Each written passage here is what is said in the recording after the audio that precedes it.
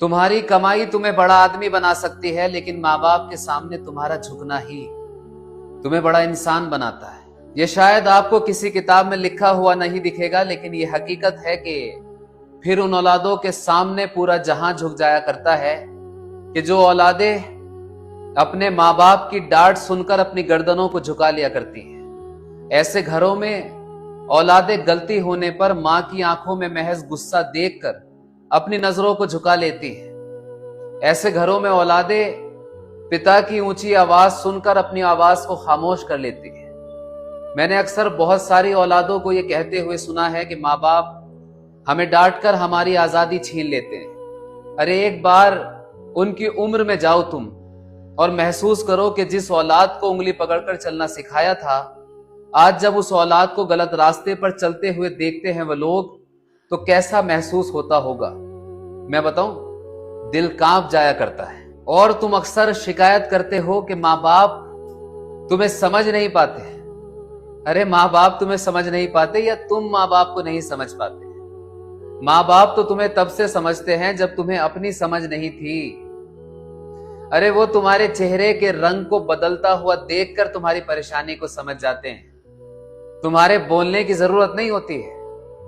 जब तुम घर देर से आते हो ना, तो मां की निगाहें तुम्हें दरवाजे पर ढूंढती है। जब तुम आ जाते हो तो पिता तुमसे सबसे पहले पूछते हैं, आज देर कैसे हो गई? और तुम्हें लगता है कि लो फिर रोक टोक शुरू हो गई। वो उनकी रोक टोक नहीं होती है, वो उनका डर होता है।